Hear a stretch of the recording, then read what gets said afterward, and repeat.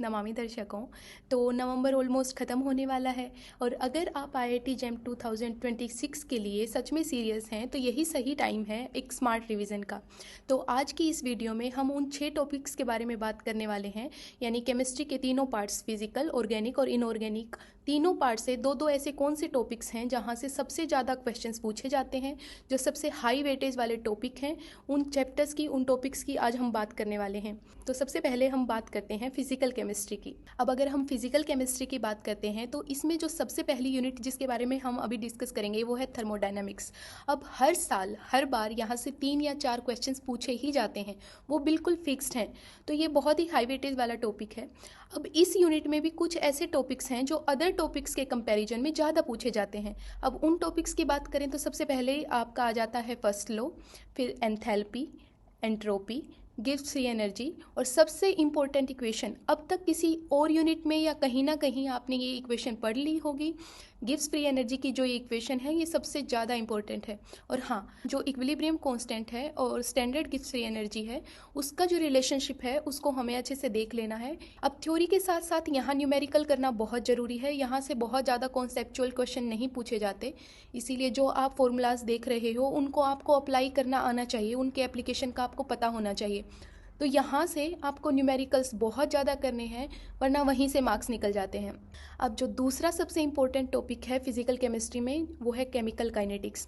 अब यहाँ से बहुत ही ज़्यादा एक्सपेक्टेड क्वेश्चंस आते हैं और ये टॉपिक बहुत ज़्यादा स्कोरिंग है। यहाँ से ज़्यादातर न्यूमेरिकल्स पूछे जाते हैं, आपको सभी फॉर्मूलाज याद होने चाहिए। अब यहाँ से किस टाइप के क्वेश्चंस आते हैं वो बेस्ड होते हैं ऑर्डर पे, मोलिकुलैरिटी पे, इंटीग्रेटेड रेट लॉज हैं उन पे।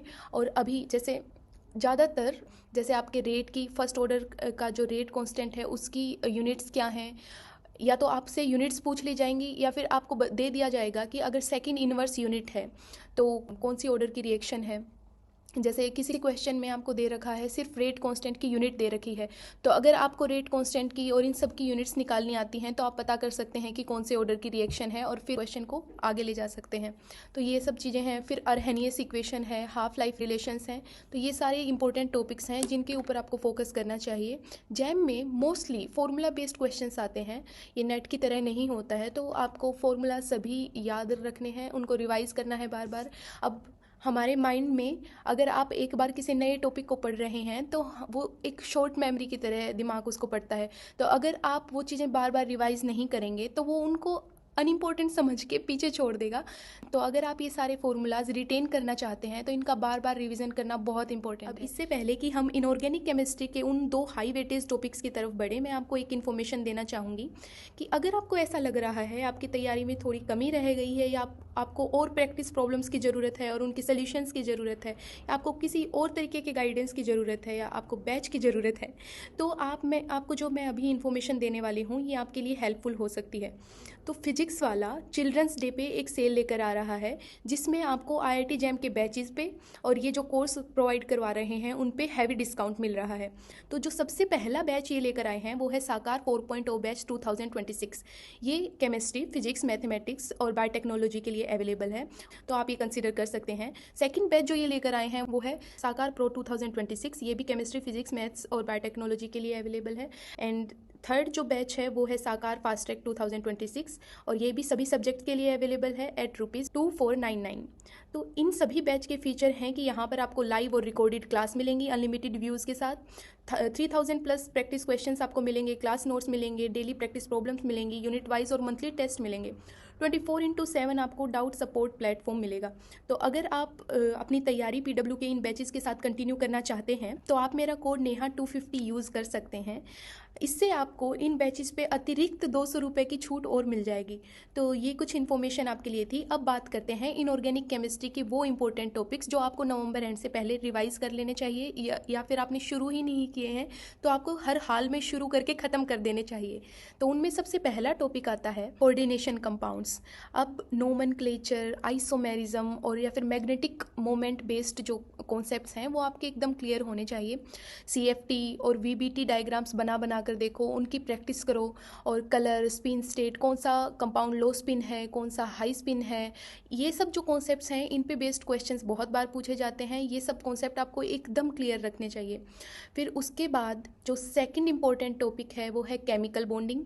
अब केमिकल बॉन्डिंग जब आप पढ़ रहे हैं तो मैं आपको बता दूं कि यहाँ से ज़्यादातर कॉन्सेप्चुअल क्वेश्चंस आते हैं। जैसे फिजिकल केमिस्ट्री में मैंने आपको बताया कि ज़्यादातर जो क्वेश्चंस होते हैं वो फॉर्मूला बेस्ड होते हैं, तो यहाँ से कॉन्सेप्चुअल क्वेश्चंस पूछे जाते हैं। जैसे कौन सा कंपाउंड पैरामैग्नेटिक है, फिर जो बॉन्ड ऑर्डर है उस पर बहुत ज़्यादा क्वेश्चंस पूछे जाते हैं कि इस कंपाउंड का बॉन्ड ऑर्डर क्या है, या फिर बॉन्ड ऑर्डर के आधार पर उनकी स्ट्रेचिंग फ्रीक्वेंसी के क्वेश्चंस आते हैं। तो ये सब कॉन्सेप्ट्स आपके क्लियर होने चाहिए। तो वेस्पर थ्योरी आपको रिवाइज करनी है, hybridization, VSEPR theory, MO diagram of O2, C2, B2, ये सब चीज़ें आपकी क्लियर होनी चाहिए। और बॉन्ड ऑर्डर और मैग्नेटिक नेचर पे आपको क्लैरिटी होनी चाहिए।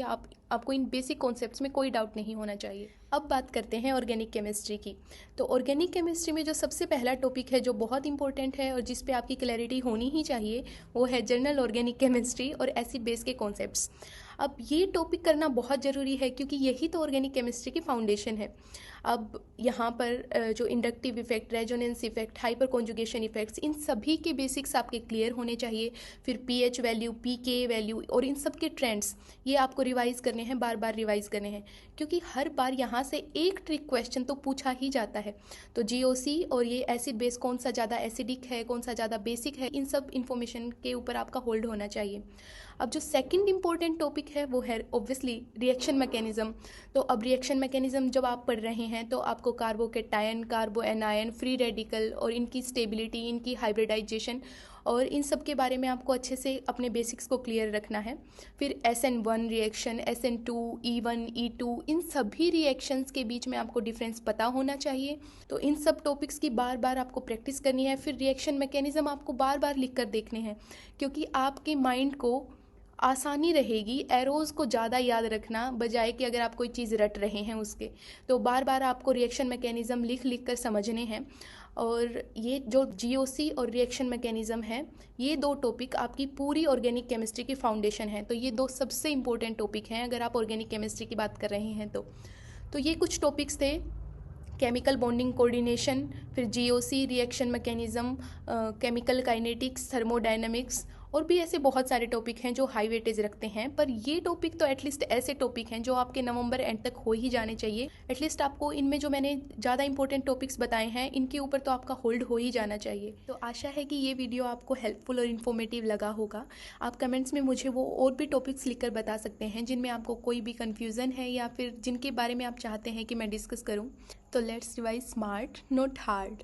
All the very best.